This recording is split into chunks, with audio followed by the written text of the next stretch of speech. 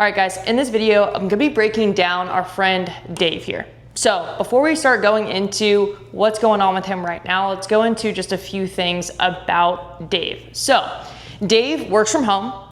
He is not a great cook, doesn't enjoy cooking, doesn't think he's very good at it, and it definitely affects what he eats throughout the week. Because of that, he loves CrossFit. Okay, does CrossFit multiple times a week, which we'll get into, and wants to lose body fat and make sure that he maintains muscle mass and strength for CrossFit. So very common, wants to lose body fat and make sure that he is not losing strength while he's doing that.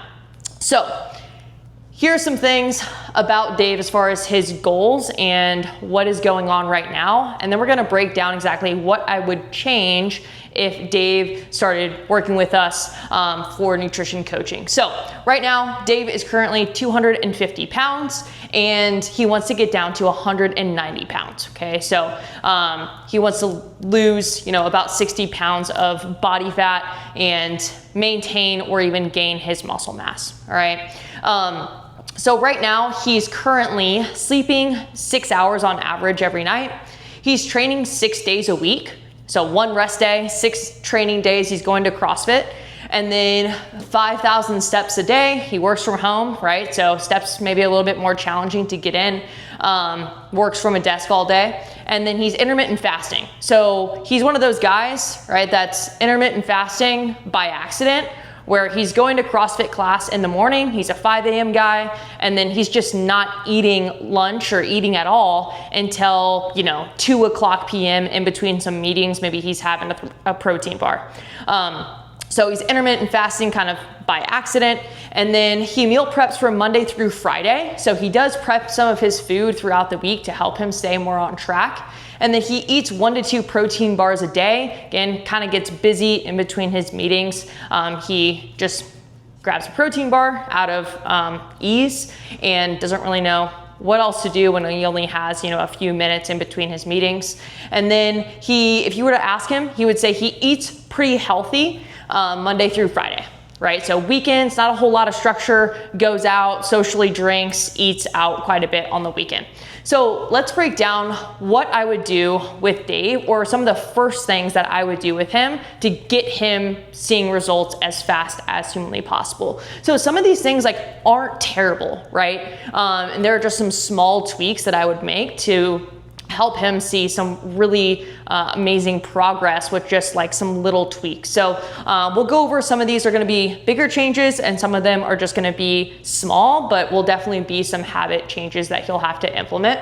So to get to from this 250 pounds to this 190 pounds, 6 hours of sleep going on right now, I would for sure increase this to 7+ hours of sleep.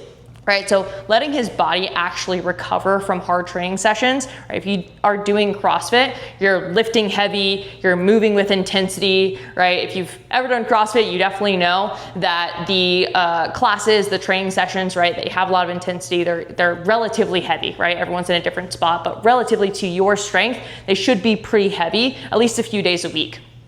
So letting his body actually recover from those training sessions so he can get the most out of his next training session, hit more PRs in the gym, and really, just letting his muscles actually recover.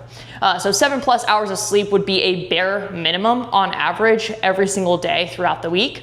And then training 6 days a week. So I think this, at first glance, maybe you're thinking wow, that's awesome. I only go 3 days a week. 6 days a week, this guy is absolutely killing it. I would actually turn this into 5 days,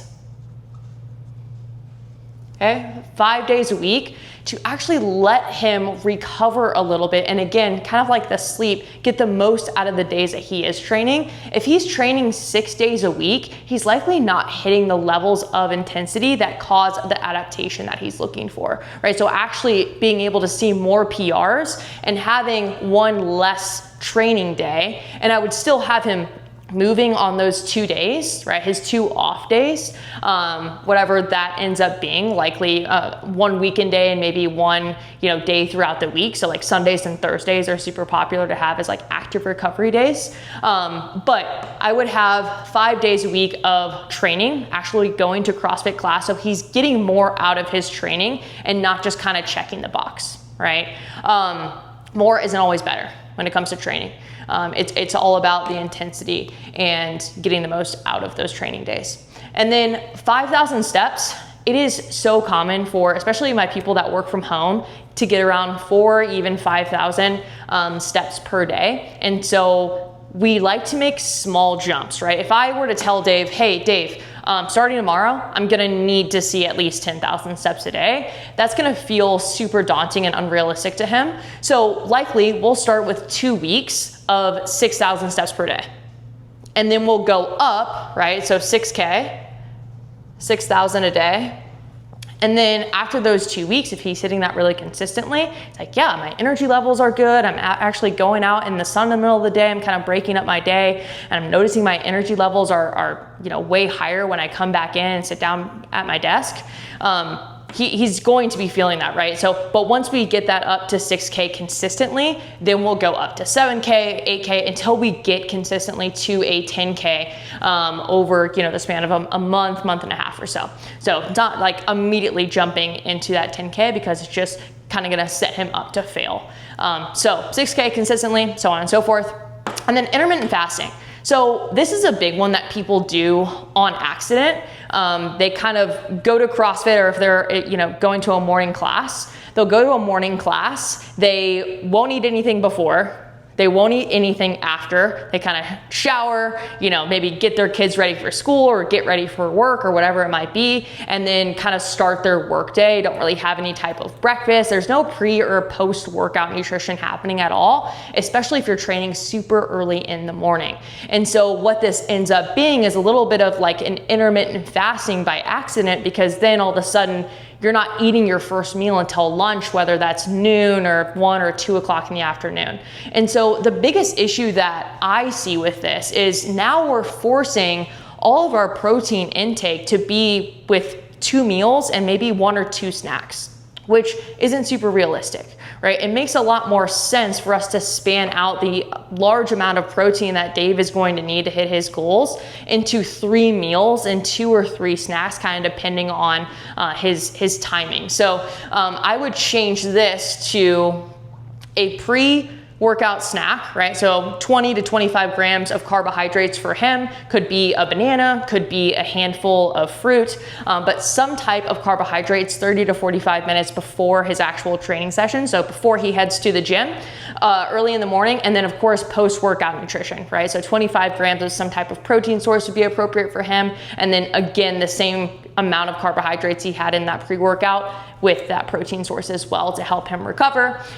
So he would be having breakfast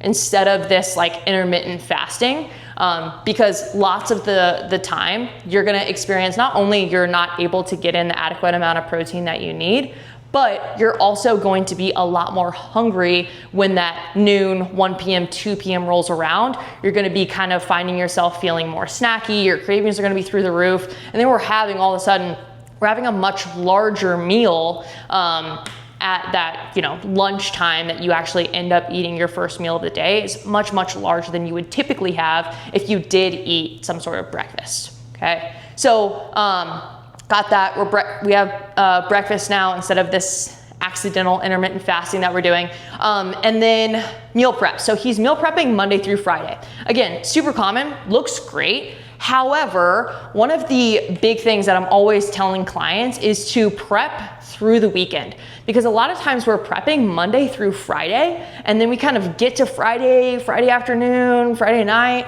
and all of a sudden we don't have any more food to get us through the weekend, which leaves us to eat out of convenience, okay? It leaves us to eating out, door dashing, right? Like doing all of those things that just kind of like quick and easy. So what I recommend is actually meal prepping. Most people meal prep on Sundays, right? Meal prepping on Sundays for Monday through Wednesday and actually doing a meal prep on Wednesday or Thursday, right, for the rest of the week. That way you have your meal prepped food, right? You have your, I have 3 protein sources, 3 or 4 carb sources and fat sources and veggies prepped for kind of my first half of the week and then second half of the week. So you're not having, the food you ate or food you made on Sunday, next Sunday, kind of gonna be a little old, maybe weird. But you're still having like fresh enough food. You're not having to prep like actually 7 days worth at a time. So you're breaking it up a little bit, but you're prepping through the weekend. So you're actually making enough food on that Wednesday or Thursday to have for Friday, Saturday, and Sunday until you meal prep again that Sunday for your first half of the week. So meal prepping through the weekend, right? Huge one that people miss. And when it comes to this too, which is kind of gonna loop into what I have down here, is if we are dialed in Monday through Friday, right? Which most people are, okay? I ask them like, how are things going? Or what do you do? Oh, well, I eat pretty healthy Monday through Friday. Well, we forget that 5 days out of the week is only, even if it's dialed, is only following our plan 71% of the time, which is a C. Like if that were a grade, right? Like back in school, that's a C. That's not great. And I think people get frustrated, but when they pull, because they feel like they're eating really healthy, right? Monday through Friday seems like a lot. And then they're like getting C level results, right? Well, you're putting in C level effort and consistency.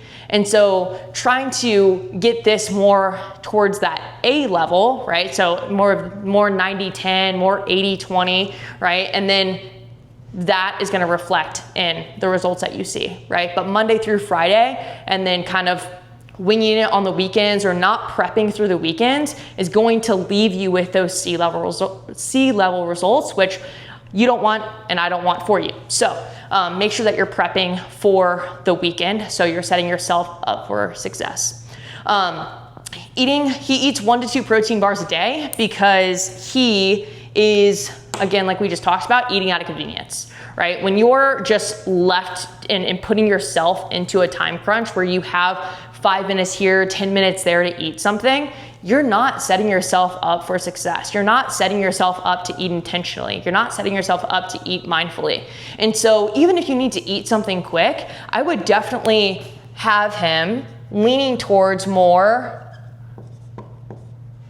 real protein sources, more real foods, not processed protein sources, the protein muffins and bars. And don't get me wrong, some bars are okay, right? It's all about moderation. But as far as like eating 1 to 2 protein bars a day, I would have him definitely switch most of those out for things like a tuna packet, Greek yogurt, right? Like something that is gonna be more filling for him, beef jerky, right? Like some type of real food that's gonna be a lot more filling, that he is gonna not be hungry 20 minutes later, right? So super important that we're thinking about eating for volume or eating for bites. The more bites gonna fill us up a little bit more, especially when we're trying to lose body fat and gain muscle at the same time.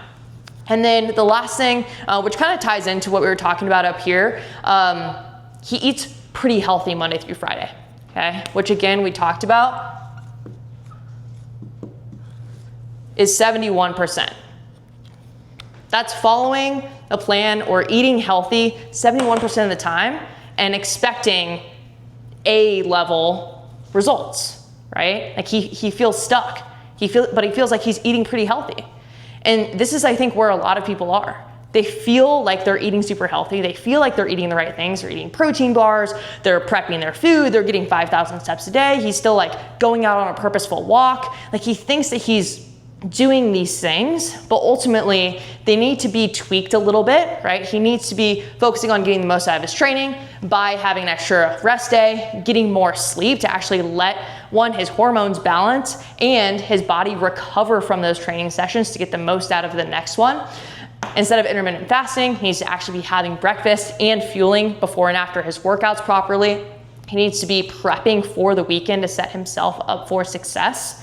And then instead of those protein bars protein muffins, protein pancakes, whatever the hell, he needs to be, and you need to be probably, if you're watching this, getting in more actually real food protein sources instead of just those like quick little packaged high protein, right, on the label.